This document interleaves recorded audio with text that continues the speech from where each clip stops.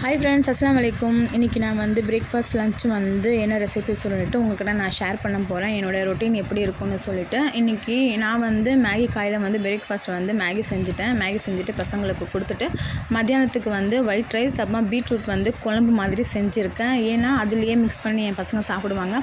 திக்காக வச்சா என் பசங்க சாப்பிட மாட்டாங்க. அதுக்காக இன்னொன்று நான் காலையிலேயே செஞ்சுடுவேன். மத்தியானம் வரைக்கும் தேங்காய் போட்டால் கெட்டு போயிடும். சரி, அதுக்காக நான் என்ன பண்ணிட்டேன், தேங்காய் இல்லாமல் இந்த குழம்பு வச்சுட்டு பசங்களுக்கு கட்டி கொடுத்துட்டேன்.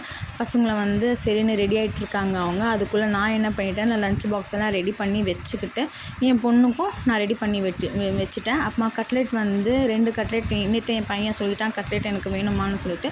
அதுவும் ரெசிபி நான் நாளைக்கு நான் உங்களுக்கு ஷேர் பண்ணுறேன்.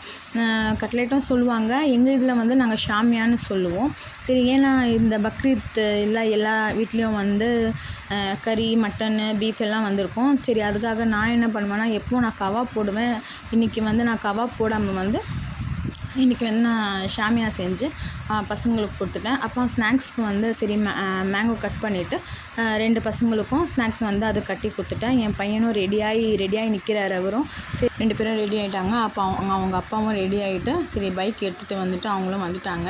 நானும் என் பையனுக்கு துபா ஓதிட்டு போப்பான்னு சொல்லிட்டு நானும் கிளம்பிட்டேன். இந்த வீடியோ பிடிச்சிருந்தா லைக் பண்ணுங்கள்.